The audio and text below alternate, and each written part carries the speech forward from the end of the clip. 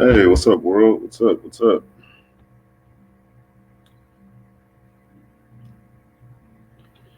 Just wanted to shoot a quick video. I was taking a break. I was actually helping one of my clients a little bit earlier. Had to stop back by the office. Got my midday cup of coffee. Yes, I drink coffee all day. I have to. But it's a good mixture I got here too. So I do sugar, hazelnut creamer, French vanilla creamer, and cinnamon, and it tastes great. So it's January 7th.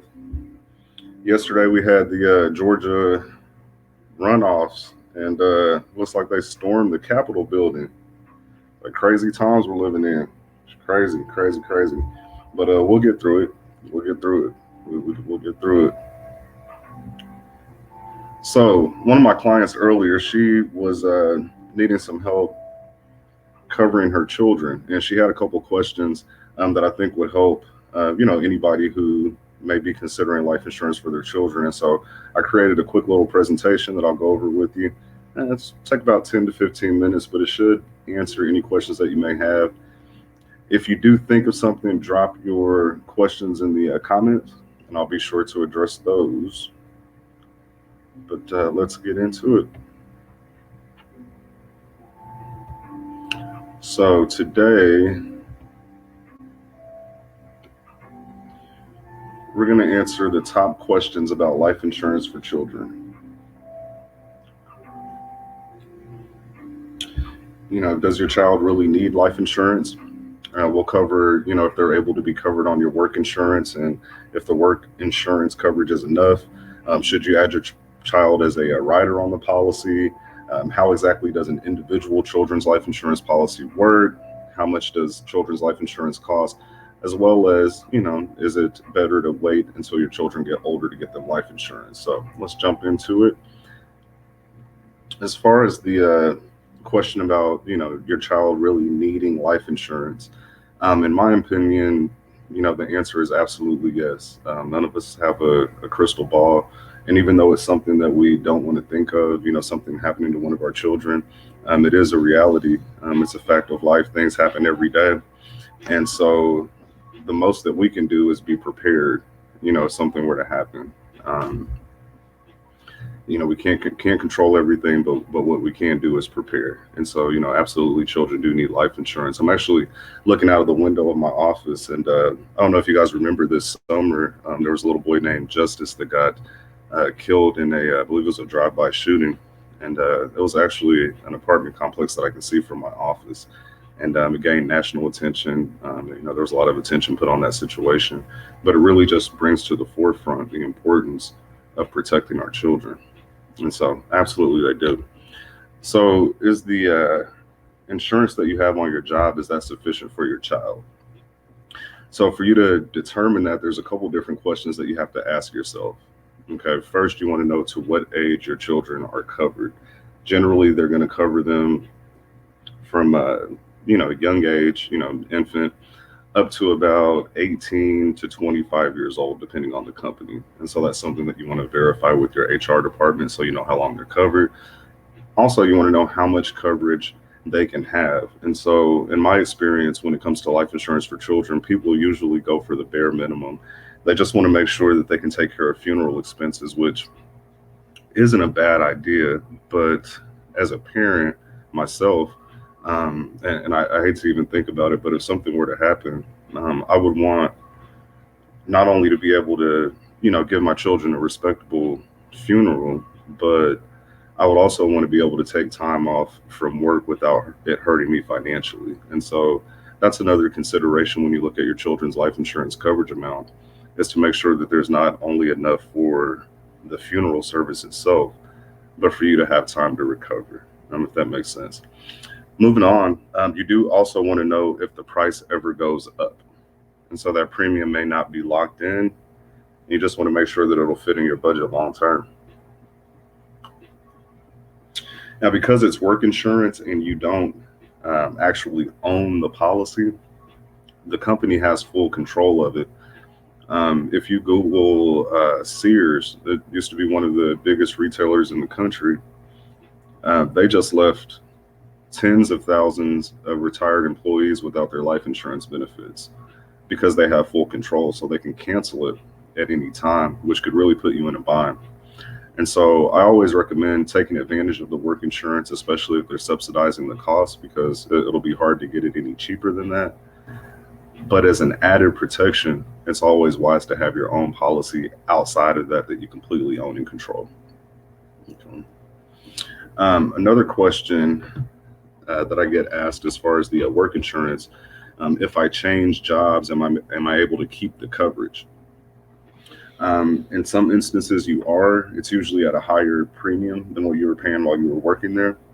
And in some instances, you cannot. And so that's definitely something that you have to check on to make sure. And then the last thing is you want to verify that the life insurance they offer is actually life insurance, meaning that it covers death by natural causes and not just an accident policy. And so a lot of employers, they do provide accidental life insurance, but not life insurance that covers death by natural causes. And so you definitely want to check into that. Now, when we talked about the rider, I mentioned that in the opening of the presentation. A lot of people, kind of wonder, should I just put my children as a rider on the policy that I currently have, or should I get them their own policy? And so for those of you that don't have insurance or you're just not familiar with the term, a children's term rider is an addition to the parent's policy. And so you would already have life insurance yourself, and then you would add what's called a children's term rider.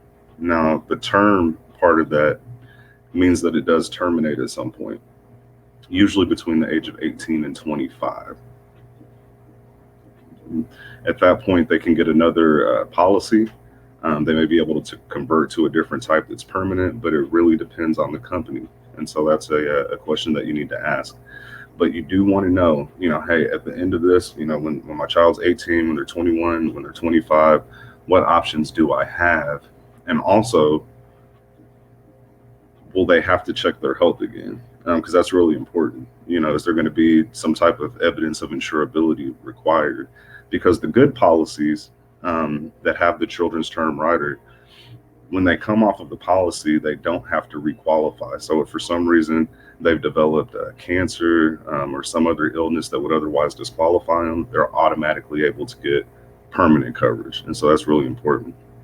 The other question to ask yourself as a parent when you're, juggling between should I get a rider or should I buy individual policies is the affordability.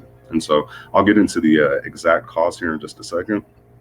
But, if you have one child, the cost between a rider and the individual policy is almost exactly the same. And so in that instance, it's almost a no-brainer, to go with the individual policy because it's locked in for life. If you have multiple children, of course, you have to consider your budget. But if you can afford it, it's generally best to get them their own individual policy that you own and you can control for the rest of their life. So if you are considering an individual life insurance policy, how exactly does ours work? These are the policies that I recommend.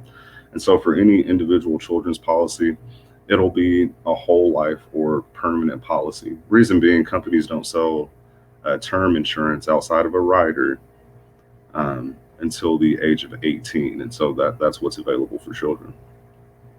On the children's policies that I work with, they have locked in rates. Not all companies do. And so whatever rate you start with, even when you hand that policy over to your child when they're an adult, the price never changes. They pay exactly the same, no matter what. Also, our children's life insurance policies build a cash value. That's money that can be borrowed from without showing your credit worthiness. So if in the future, whether it be for college or maybe a down payment on a first home, those funds can be accessed or borrowed from the policy. Also, the children's life insurance policies that I recommend, they do have paid up options, meaning that you can pay in advance and completely stop your payments. And they also have what's called a reduced paid up option that's really good. It acts like equity in your home. And so after you've been paying for so long, even if you were to stop making payments, there is still a portion of life insurance that will be left for the family. And so you don't lose all of the benefit, even if you stop paying. Also, our children's life insurance policies are easily approved and they don't require much information. They really just look for the name and date of birth of the child, as well as the information for the person that's covering them. There are some companies that require the social security number as well. That varies. And I get asked this question a lot. So grandparents can actually purchase life insurance for their grandchildren. It doesn't have to be, your child. You can be the grandparent.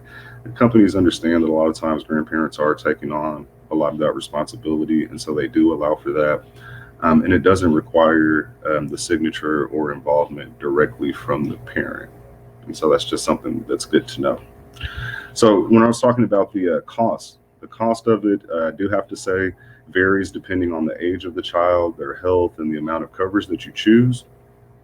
And the coverage amounts range from as low as $5,000 to several hundred thousand. Now, there is a law that states that you can't, a parent can't have more insurance coverage on themselves or on the child than they have on themselves. And so you want to be mindful of that. But children's life insurance is designed never to be overpaid. And so, you may have that thought, well, my child is only 3 years old, and if they're paying on this until they're 70 or 80 or 90, then, they'll be paying too much. And, maybe it'd just be better to put that money in the bank. And so I'll show you a quick breakdown on how that's actually impossible. So for a 5-year-old for 10,000 in coverage, which is, right at the amount that it would take for a funeral. For a 5-year-old, it's less than $5 a month, $4.80. So, if you drive through the McDonald's drive-through once over the course of the month, you can afford to take care of your child's life insurance. So a 5-year-old, $4.80. A 10-year-old, it isn't double the price because they're double the age. It's less than $1 more at $5.50. And then at age 15, it's $6.90 for the same 10,000. So let's do the math on that. If we go with the 15-year-old paying $690 a month for 10,000 in coverage, that $690 a month works out to $82.80 per year. If you divide that 10,000 in coverage by the $82.80 per year, it would take over 120 years to overpay for that policy. And so the likelihood of that happening is pretty much slim to none. And so life insurance for children is a great value. It just makes sense. It just makes sense. So if you're wondering, like, can I wait until my children are older to get them life insurance? You absolutely can. But the only thing that you're risking is them not qualifying because of a change in health, and you're ensuring that you'll pay more for the policy whenever you do get it.